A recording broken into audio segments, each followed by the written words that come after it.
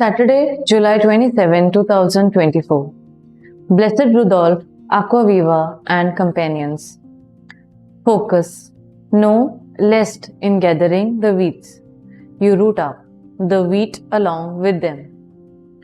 Do not today's readings call for a conversion? They point to God's compassion and love as He patiently waits for us to draw near to Him. He says, amend your ways and your deeds. In the parable of the weeds gospel, there is a message for both those who seek good and those whose hearts are set on evil. The latter are called to experience the grace of God and to change their wicked ways, while those who pursue good are called to continue on the right path. Where does that leave us?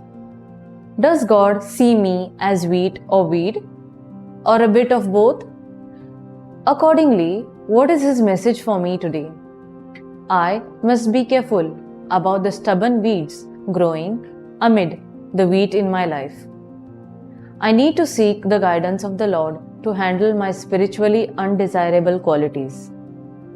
The Church in India today remembers the Jesuit martyrs, Blessed Rudolph Aquaviva and his companions, who sought to spread the faith in Kunkulim, Goa, 1583. They were like wheat growing among the weeds.